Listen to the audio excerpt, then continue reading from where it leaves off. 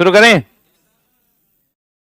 पता चला कम दाब पर, पिछले क्लास में देखिए हमने आपको पढ़ाया था, याद होगा शायद अगर कुछ भी, तो हमने आपको बताया था गुरुजी कि पीवीटी बीसीजी याद है, पीवीटी बीसीजी याद है ना, बी फॉर सी फॉर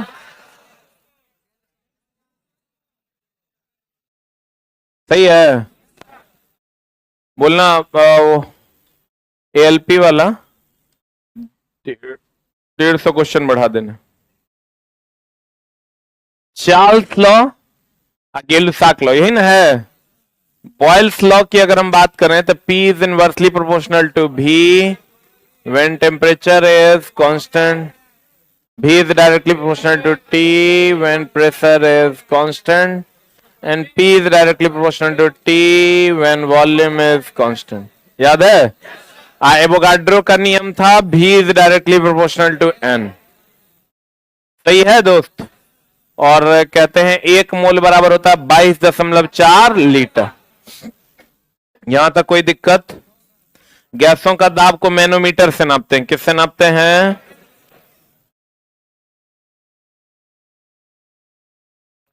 कम दाब पर गैस विद्युत का क्या होता है? सुचालक। कम दाब पर गैस विद्युत का क्या होता है? सुचालक होता है। जब बहुत कम प्रेशर होगा तब। डाल्टन चचा का नाम सुने हो? डाल्टन चचा क्या कहते थे पता है?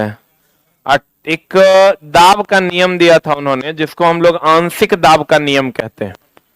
क्या नियम था उनका? वो कहते थे ना कि अगर किसी वस्तु पर 8 बार का प्रेशर लग रहा है, या 8 बार का प्रेशर लग रहा है, 2 बार का प्रेशर लग रहा है, 3 बार का प्रेशर लग रहा है, तो कुल दाब जो होगा, P टोटल जो होगा, वो हो जाएगा 8 + 2 + 3, यानी आंशिक मतलब छोटा छोटा कि बड़ा बड़ा। हाँ, तो आंशिक दाब का नियम कहता है कि छोटे छोटे दाबों का जो योगफल होगा वो कुल दाब के बराबर होगा। आंशिक दाबों का जो योग होगा वो कुल दाब के क्या होगा? बराबर। 1802 ईस्वी में डाल्टन साहब ने इस सिद्धांत को दिया था। कितने ईस्वी में? क्या कहते हैं, गौर फरमाइएगा।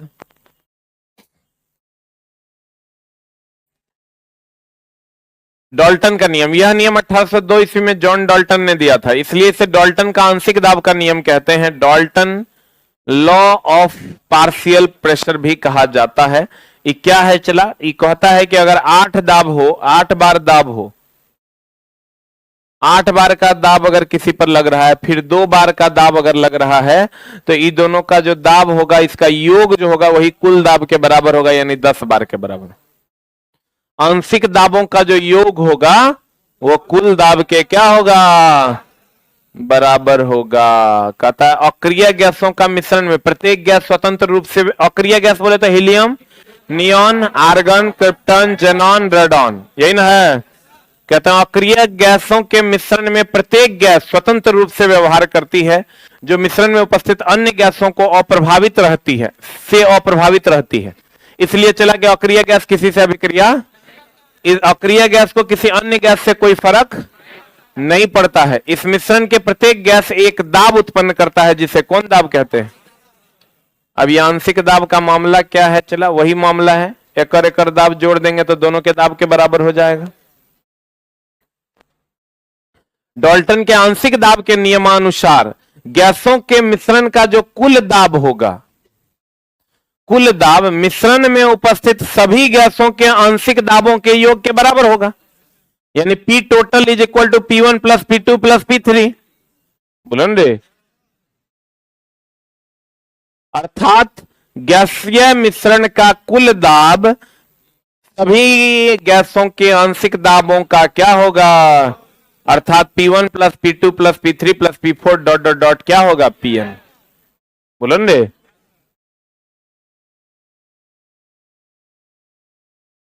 अब चला आदर्श गैस। ये आदर्श गैस क्या होता है? आदर्श समझते हो? आदर्श आदमी दोस्त वो आदमी होता है जो सभी नियमों का पालन करे।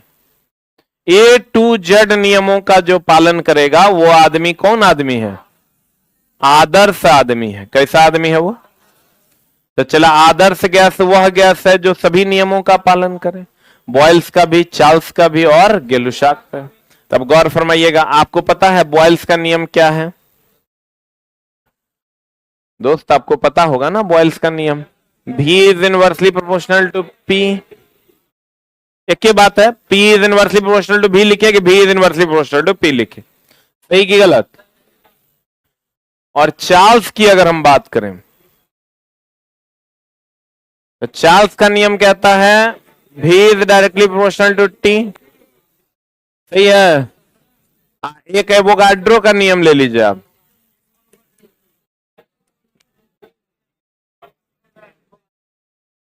एवोगाड्रो का नियम कहता है V is directly proportional to N। बोला हो भाई? तो चला, ई जब सब की बात हम करते हैं तो इसको हम इससे लिख सकते हैं V is directly proportional to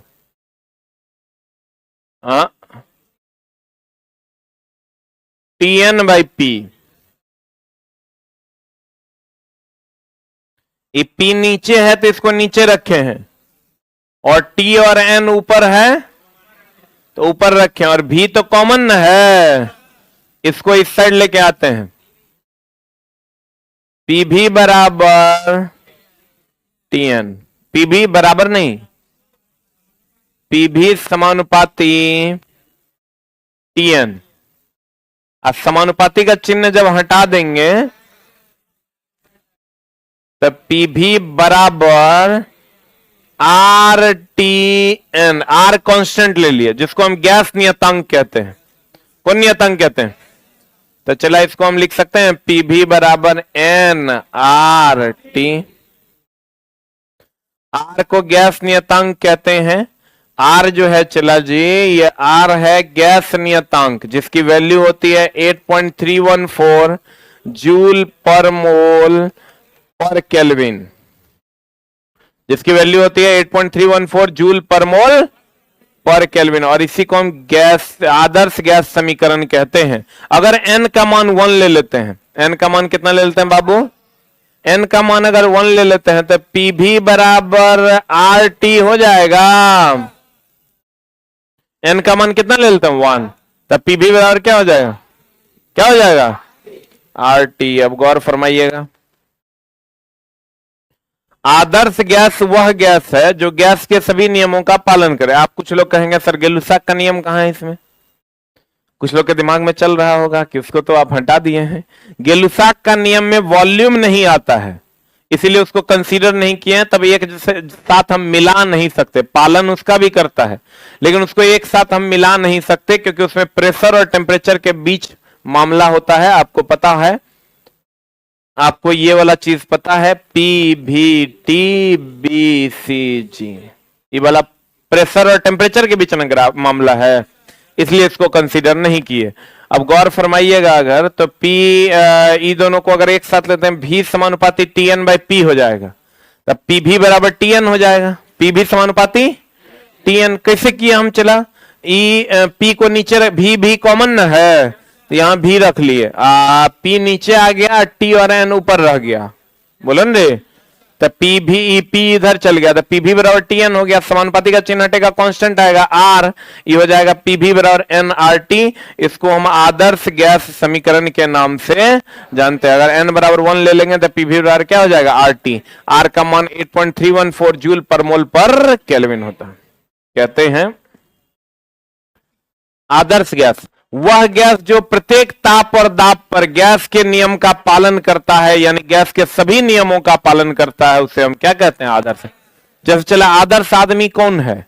who is आदर्श आदमी? आदर्श आदमी वो है जो सब नियम का पालन करे, एक भी नियम को वो तोड़े नहीं। अगर कहीं से लेफ्ट में, अगर किसी को जाने समय लेफ्ट से गुजरना है तो वो लेफ्ट से गुजरे, लाल बत्ती देख के रुक जाना है तो रुक जाए, मतलब किसी भी नियम का उल्लंघन वो नहीं करे। तो उसे हम कौन नियम कहते हैं? आदर्श गैस नियम कहते हैं।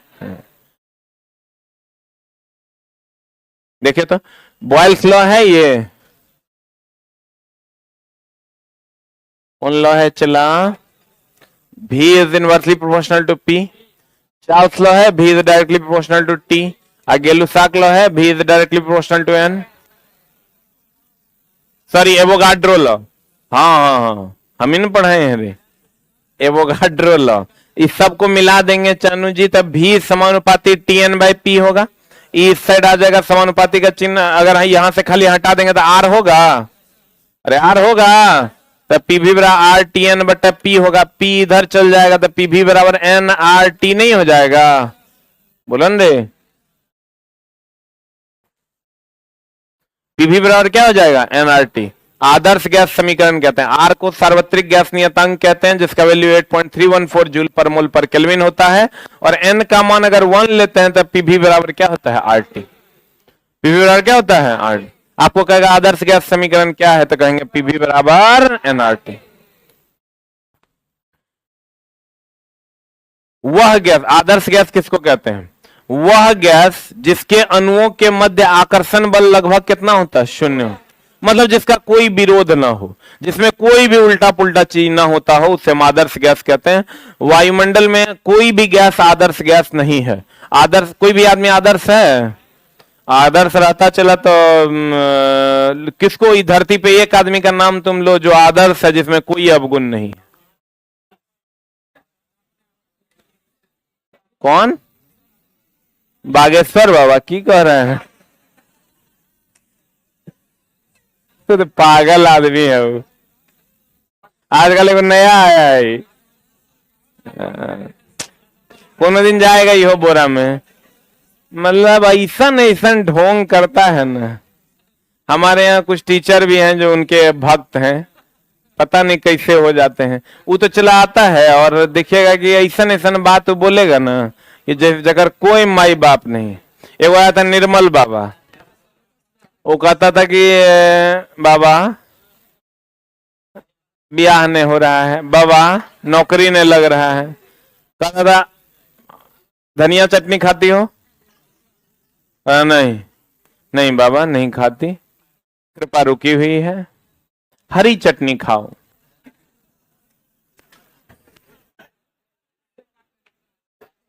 अरे भाई नौकरी का हरी चटनी से क्या।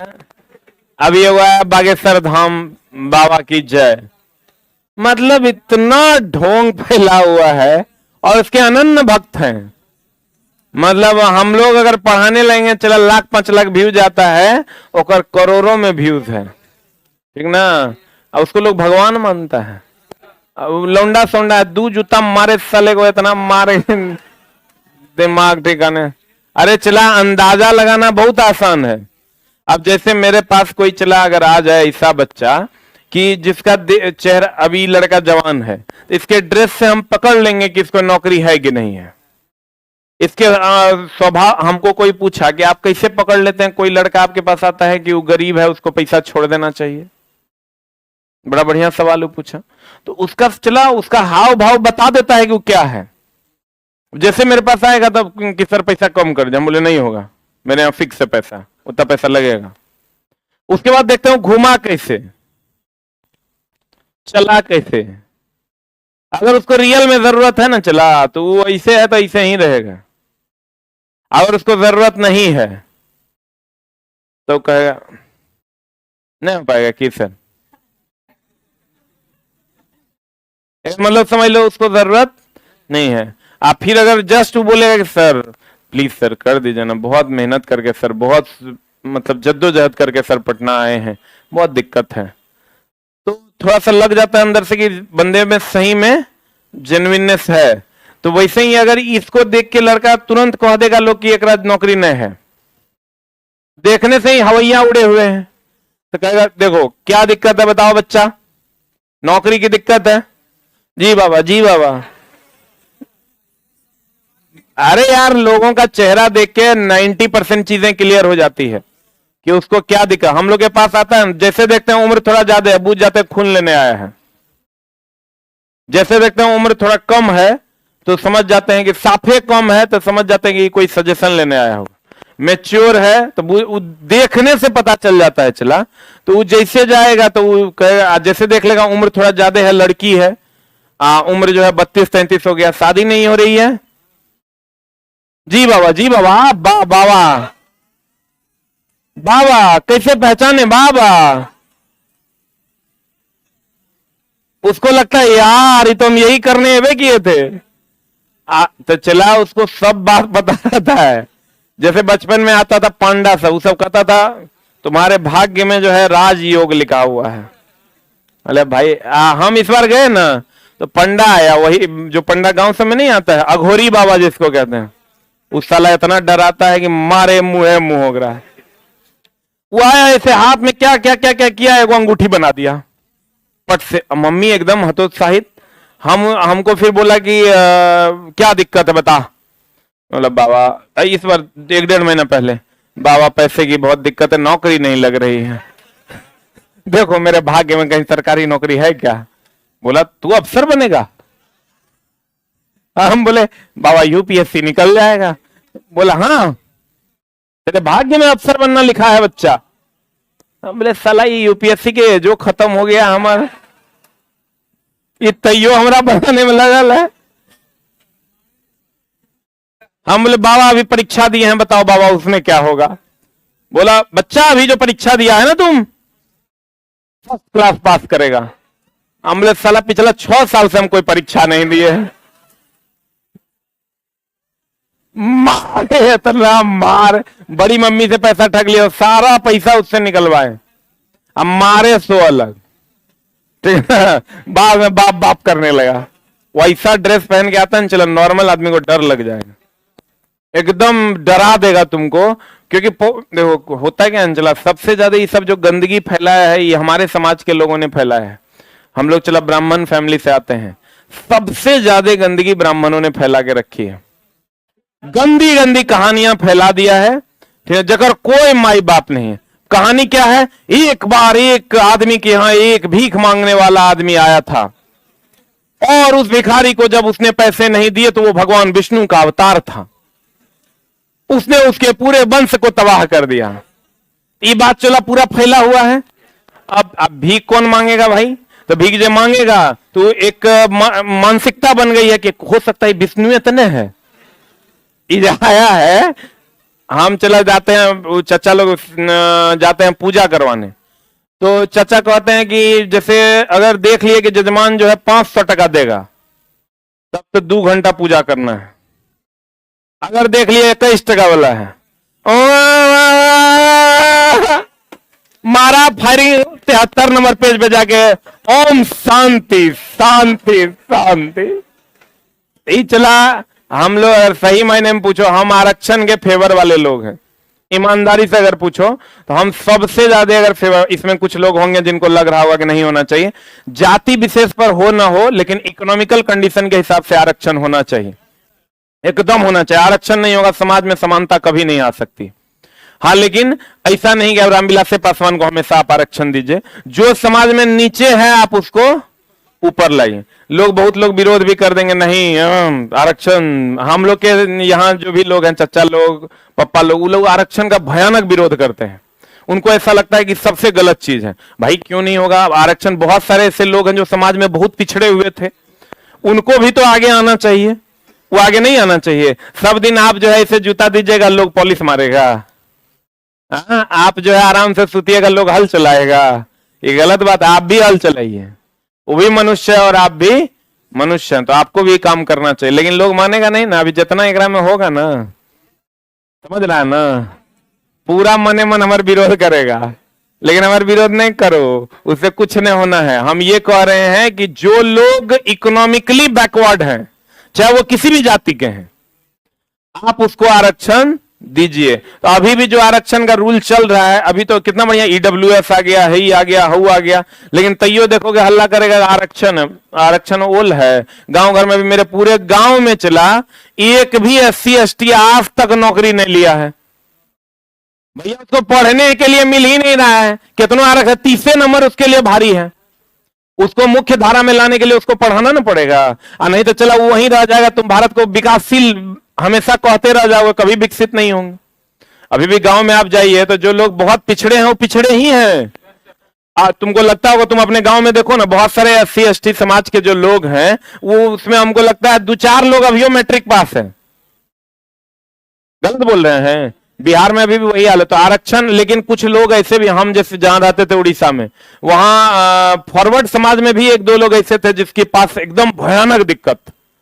तो चला इसको इकोनॉमिकली अगर कर दिया जाए तो हमको लगता है बहुत लोगों को लाभ मिलेगा। नहीं तो चला, अब जरूरी है, रामविलास पासवान के बच्चे को क्या जरूरत है आरक्षण का? जरूरत है? कितना चमक रहे हैं चिराग बाबू, लेकिन फिर भी उनको आरक्षण है। ये यहां पर थोड़ा सा गलत है, जो नहीं होना चाहिए। तो मेरे दोस्त कहते हैं, अगर आदर्श आदमी की बात करोगे, लोग कहते थे APJ अब्दुल कलाम आदर्श आदमी है, APJ अब्दुल कलाम का कोई विरोध हो ही नहीं सकता। लेकिन चला ऐसा नहीं है। APJ अब्दुल कलाम का भी विरोध हुआ और अगले बार राष्ट्रपति पद से वो लड़े नहीं, क्योंकि उनको पता था कि हम हार जाएंगे। कलाम साहब अगले बार राष्ट्रपति पद से लड़े नहीं, क्योंकि उनको पता था कि मैंडेट हमारे फेवर में नहीं है और वो हार जाएंगे। तो मेरे दोस्त राजेंद्र प्रसाद के समय में आप थे? ऐसा बात करते हैं, हर आदमी का विरोध होता है।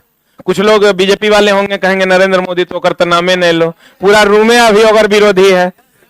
आदर्श कोई नहीं है, मेरे कहने का मतलब है, चाहे वो नीतीश कुमार जी हो, तेजस्वी हो, नरेंद्र मोदी हो, कोई हो, या कोई राजनेता हो या भगवान हो, भगवान राम भी आदर्श नहीं है।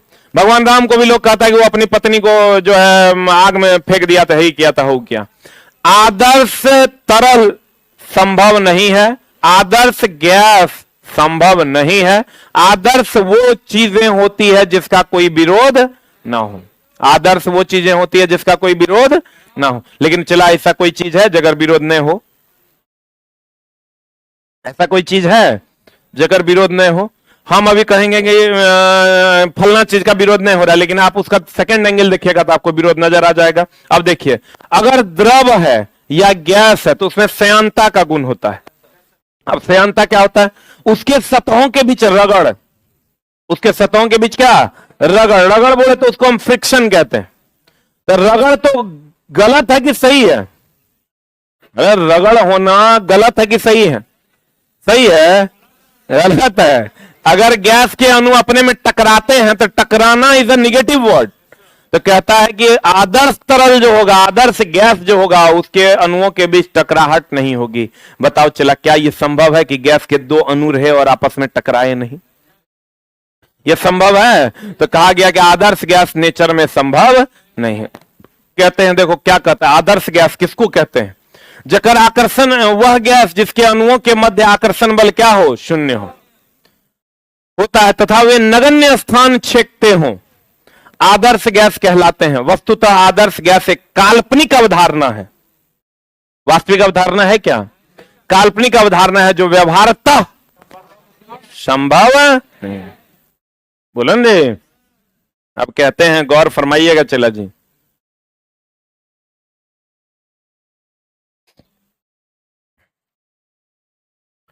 आदर्श गैस में बड़ी संख्या में एक समान अणु पाए जाते हैं।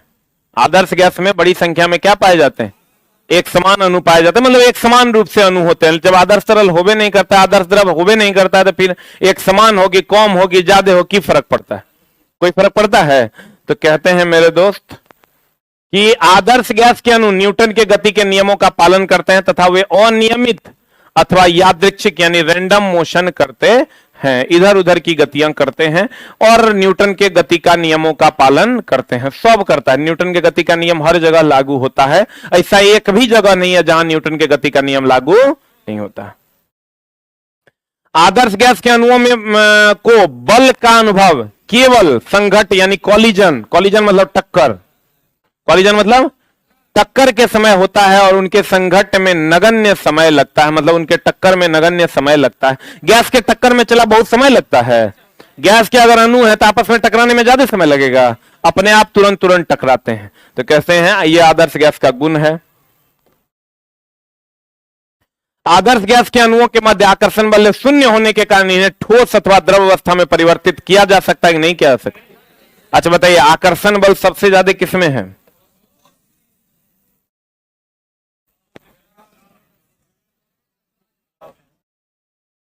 ठोस, द्रव अभी चला, तुमको पता है गांव में मेरा इंदिरा आवास आया, मतलब पापा का, मतलब 1 लाख कितना, 1,20,000 मिलता है सर। मतलब मेरे पापा के नाम से इंदिरा आवास आया। बताओ जरूरत है हमको?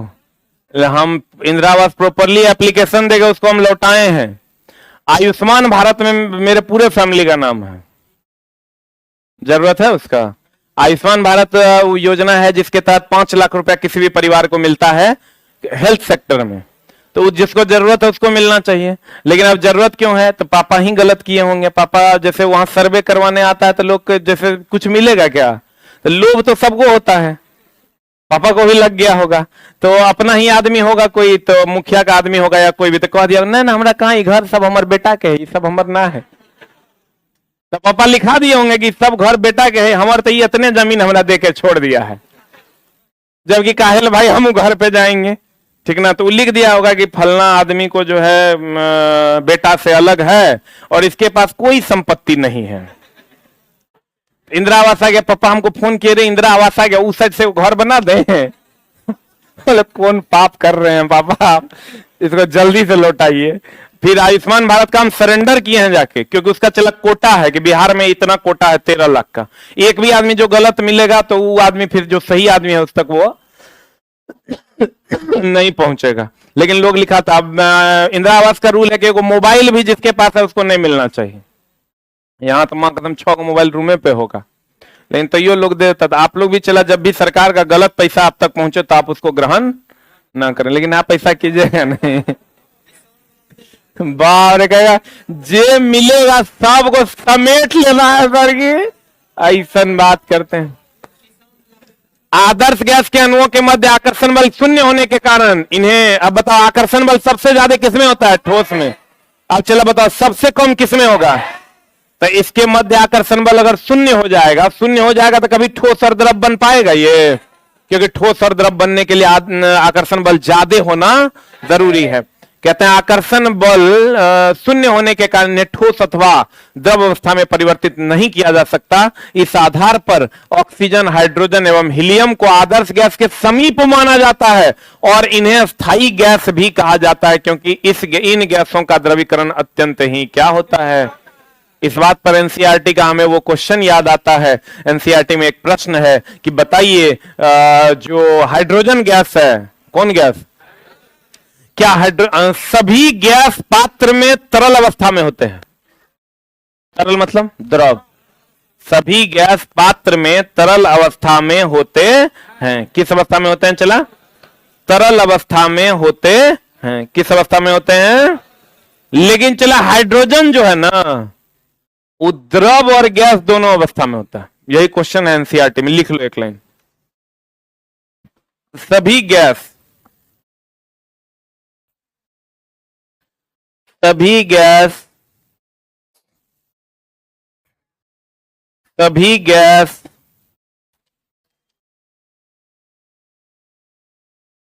सिलेंडर में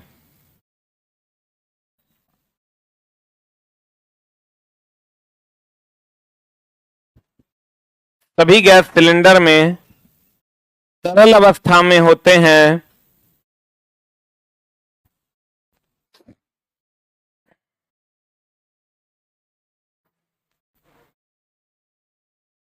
किस अवस्था में होते हैं? चला, तरल अवस्था में होते हैं। लिखे,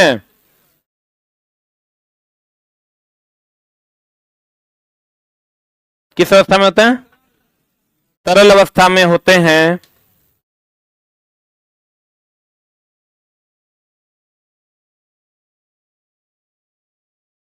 किस अवस्था में होते हैं?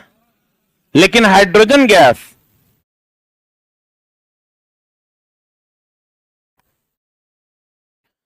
तरल और गैस दोनों अवस्था में होते हैं। लेकिन हाइड्रोजन गैस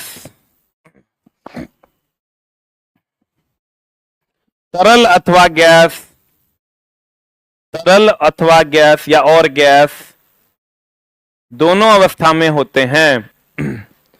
तरल और गैस दोनों अवस्था में होते हैं।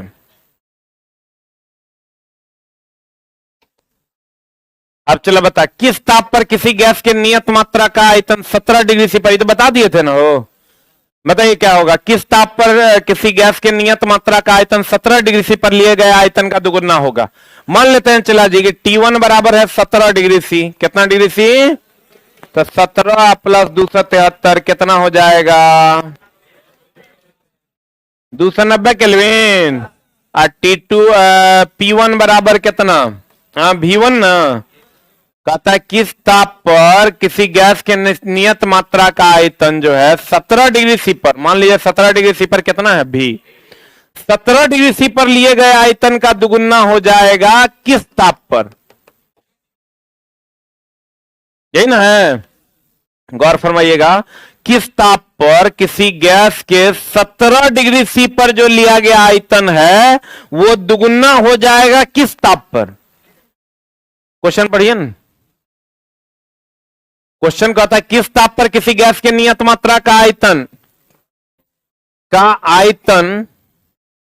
नियत मात्रा का 17 डिग्री सी पर लिया गया आयतन दुगुना हो जाएगा। तो 17 डिग्री सी पर मान लेते हैं भी है, तो कह रहा है किस ताप पर यह दुगुना हो जाएगा, किस ताप पर यह दुगुना हो जाएगा। तो अब चला, जैसे भी और टी में संबंध है तो क्या फॉर्मूला लगेगा, V1 बटा V2 बराबर T1 बटा T2। V1 कितना है V, V2 कितना है 2V, T1 कितना है 290 और T2 निकालना है। T2 बराबर दोस्त कितना 580 केल्विन। बोलेंगे इसको डिग्री से बदलेंगे 273 घटा देंगे ना, 580 माइनस 273 कितना,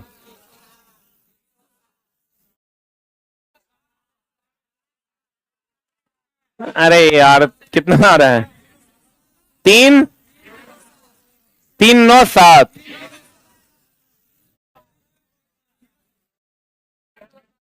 307। अब सही है, अरे वाह घटाना ही तो है दोस्त। अब विसरण समझते हैं, गैसों का घुलना मिलना। जैसे चला आप कभी सेंट मारे हैं, तो सेंट की बोतल से जब बाहर सेंट निकलता है तो घुल मिल जाता है कि नहीं। आप चला गर्म खाने की सुगंध का फैलना, बोलन रे, मल मूत्र की गंध का नाक तक पहुंचना, ये सब विसरण का एग्जाम्पल है। ये क्या होता है चला, उच्च सांद्रता से निम्न सांद्रता में गैस का प्रवाह होता है। जैसे अगर मान लीजिए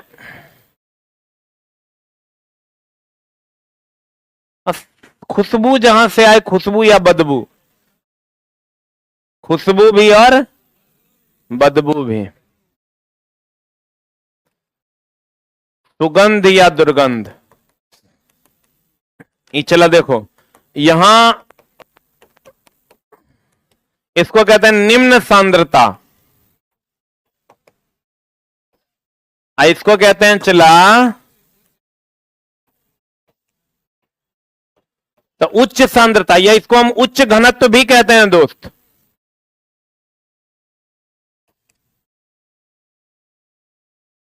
इसको चला निम्न घनत्व भी कहते हैं। बोलन रे, गौर फरमाइएगा, उच्च घनत्व से निम्न घनत्व में या उच्च सांद्रता से निम्न सांद्रता में गैसों का जो प्रवाह होता है उसी को क्या कहते हैं, क्या कहते हैं चला, विसरण कहते हैं। बता सबसे ज्यादा विसरण कैसे करना होगा, कहते हैं विसरण शब्द लैटिन भाषा के शब्द से निर्मित है जिसका अर्थ है फैल जाना, टू स्प्रेड आउट। परमाणु अथवा अणुओं के उच्च सांद्रता वाले क्षेत्र से निम्न सांद्रता वाले क्षेत्र की ओर प्रवाह को क्या कहते हैं, क्या कहते हैं, विसरण कहते हैं। उच्च से किधर की ओर, ये उच्च है, इधर क्या है, निम्न है, तो उच्च से निम्न की ओर जाएगा, इसी को हम लोग क्या कहते हैं चला, विसरण। विसरण प्रक्रिया तब तक चलती रहती है, कब तक चलेगी चला, जब तक दोनों का सांद्रता सेम ना हो जाए। बोलन रे, जब तक दोनों का सांद्रता सेम न हो जाए। बोलिए ना दुल्हा जी, काहे चुप हैं? जब तक दोनों की सांद्रता सेम ना हो जाए तब तक इसका फ्लो चलता रहेगा। कहते हैं कि विसरण की प्रक्रिया तब तक चलती रहती है जब तक दोनों क्षेत्रों की सांद्रता समान ना हो जाए। जल में स्याही की बूंद डालने पर स्याही के अणु जल के अणुओं के मध्य विसरित होकर समांगी मिश्रण का क्या करते हैं? निर्माण करते हैं। अब जल में स्याही की बूंद डाल दीजिए, चारों तरफ फैलेगा कि नहीं फैलेगा? यह भी गुण भी क्या कहलाता है? विसरण का। लेकिन सबसे ज्यादा विसरण का गुण गैस में होता है। किसमें होता है? अब गैसों का विसरण, इत्र की बोतल का मुन्ना हटाइएगा तो सुगंध जो है चारों तरफ अपने आप उच्च सांद्रता से निम्न सांद्रता में क्या होगा? फैलेगा। कहते हैं किसी गैस के अणुओं द्वारा स्वतः मिश्रित होने की क्रिया को गैसों का क्या कहते हैं? विसरण। गैस के अणु तो चला स्वतः ही ना विसरित होते रहते हैं। आप कोई भी गैस छोड़ दीजिए तो स्वतः अपने आप विसरित होकर घुल मिल जाएंगे। बोलन रे, इसी के लिए ग्राहम चचा ने एक नियम दिया था जिसे हम ग्राहम्स लॉ कहते हैं, विसरण की दर के बारे में। कहता है इकाई समय में विसरित गैसों का आयतन को विसरण की दर कहते हैं। इसे किसी क्षेत्र से होकर विसरित होने वाली गैस की मात्रा तथा उसमें लगने वाले समय के संदर्भ में निम्नवत प्रदर्शित किया था। ये फॉर्मूला है, विसरण दर किसी क्षेत्र में विसरित होने वाली गैस की मात्रा बटा इकाई समय। कुछ खास नहीं है।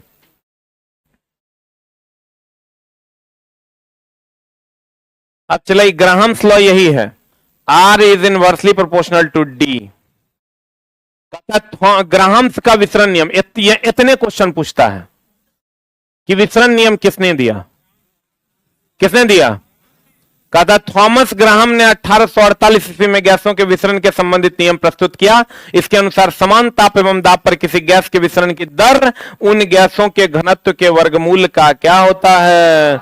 व्युत्क्रमानुपाती होता है। अर्थात R जो है ना चला वो व्युत्क्रमानुपाती होगा 1/√D के। ये घनत्व है और ये विसरण की क्या है? दर। इसको हम लिख सकते हैं R1/R2 बराबर √D2/D1।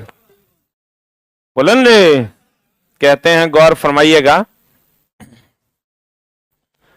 R is inversely proportional to √D, R1/R2 बराबर D1/D2। इसको इसके बारे में पता है, डेंसिटी बराबर मास बाय वॉल्यूम होता है। तो D1 बराबर M1/V, यहां D2 बराबर कर दे, यहां D2 है ना तो M2 हो जाएगा और D1 हो जाएगा M1/V। इसको चला जब भाग दोगे तो ये किधर गया? अच्छा, मोलर द्रव्यमान है ना, तो ये हो जाएगा चला R1/R2 बराबर M2/M1 होगा कि M1/M2 हो जाएगा ना? ठीक है ठीक है ठीक है, चला ठीक है। यहां ये तो भी कट जाएगा तो M2/M1 न रह जाएगा, M2/M1। बस ये सब नहीं पूछेगा, आपको पूछेगा विसरण की दर किसने दिया? ग्राहम ने। किसने दिया? विसरण की दर किसने दिया? बताओ। Pv बराबर nRT किस गैस के लिए लागू होता है? सही है। फिर कहता है चला गैसों के अनुगति सिद्धांत के आधार पर निम्नलिखित में से सत्य कथन का चयन कीजिए। बताइए क्या होगा सत्य? गैस अत्यंत सूक्ष्म एवं समरूप गुणों से निर्मित होते हैं। गैसीय अणु के मध्य सशक्त बल आकर्षण बल होता है जी। हम बोले थे आकर्षण बल सबसे अधिक होता है ठोस में मेरे दोस्त, उससे कम होता है द्रव में, और सबसे कम होता है क्या? गैस में। बोलेंगे सबसे अधिक, उससे कम, सबसे कम। हमको लगता है यही आंसर होगा, नहीं है? यही आंसर। गैसीय अणु के मध्य सशक्त मतलब मजबूत आकर्षण बल कार्य करता है। गलत ना है, सबसे कमजोर होता है। बोलेंगे होता कौन सा नियम गैस से संबंधित नहीं है? बॉयल्स तो है, एवोगाड्रो भी है, चार्ल्स भी है, जूल नहीं। ये ऊष्मा से संबंधित है। किसमें संबंधित है? फिजिक्स में आपको पढ़ना है। निम्न से कौन सा विसरित नहीं होगा? विसरित होने के लिए गैस चाहिए। ठोस कभी विसरित होगा? द्रव थोड़ा बहुत विसरित हो भी जाएगा। मेथी का पाउडर। बोलो ने विसरण के बारे में निम्नलिखित में से क्या सही नहीं है? गैसों के विसरण की दर उनके आयतन पर निर्भर करता है। सही है कि गलत? हाँ, कहता है विसरण के कण उच्च सांद्रता से निम्न सांद्रता की ओर गति करते हैं। गैस के विसरण की दर ठोस द्रव की तुलना में ठोस गैसों की विसरण की दर ठोस और द्रव की तुलना में अधिक होती है। अरे गैस का ज्यादा होवे ना करता है। सत्य वचन, ये भी सत्य वचन है। विसरण केवल तभी संभव है जब पदार्थ के कण लगातार गतिमान अवस्था में होते हैं। लगातार गतिमान होगा तभी ना होगा रे। इसका एकमात्र आंसर जो गलत है, गैसों के विसरण के दर उसके आयतन पर निर्भर करता है, ये आंसर हो। ये गलत है। आंसर क्या दिया है?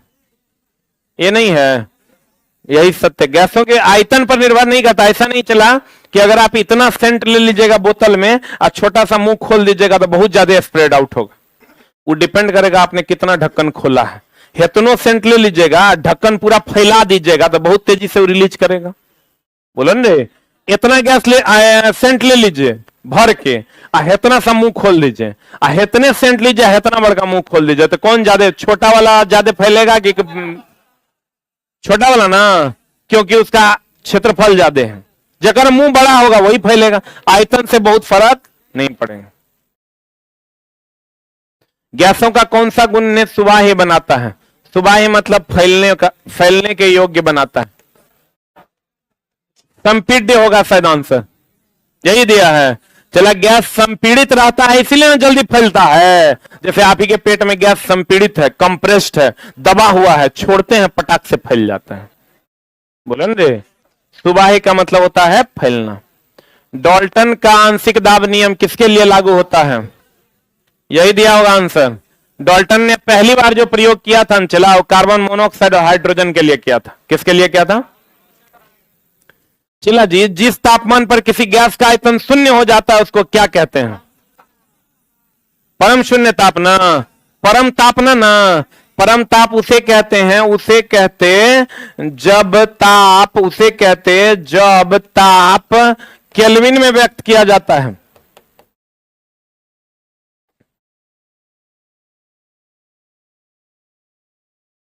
आप परम शून्य ताप उसे कहते हैं जब 0 केल्विन या -273 डिग्री सी।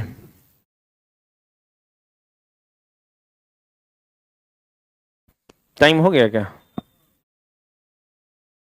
अभी कहां टाइम हुआ है? आप लोग इस बैच के हैं क्या? अगला इसी के हैं? देखने से घुसपैठिया लग रहे हैं। हो गया?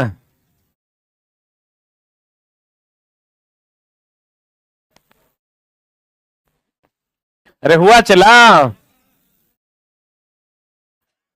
बॉयल का नियम है, तो बॉयल का नियम तो हमको पता था। ये ऐसा ऐसा होता है, पी भी टी बी सी जी। यहां से अगर लेंगे तो P is inversely proportional to 1/v हो जाएगा, यानी पी भी बराबर कांस्टेंट हो जाएगा।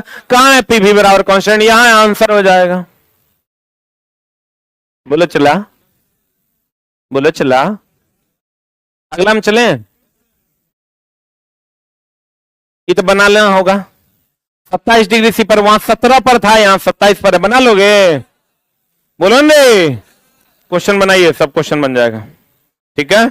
नया वाला बुक जो एकदम सबसे पुराना, जो पहला वो होगा आरबीडी पब्लिकेशन से जो किताब होगा, उसमें इस चैप्टर की आंसर्स में गलतियां हैं, तो आप अपने पड़ोसी से आज पब्लिकेशन वाले किताब से अपने आंसर को ठीक कर लीजिएगा। Thank you very much. कल चला ड्राइवर मेंस का टेस्ट है, पता है ना? और परसों क्या है? 12 बजे। तो सब लोग को आना है ना? देखते हैं साइकिल कौन ले जाता है।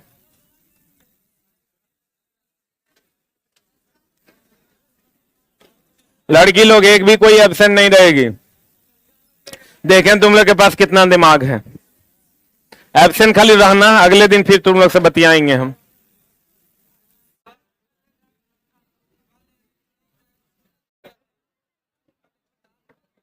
अरे वो किताब छूट गया है इस बच्चे का, किसी ने देखा है? रीजनिंग का किताब। और एक बच्चे का चाबी हरा गया है, पीछे एक बच्चे के पास है, जाके ले लेना। अब यही सब कुकर्म हमारा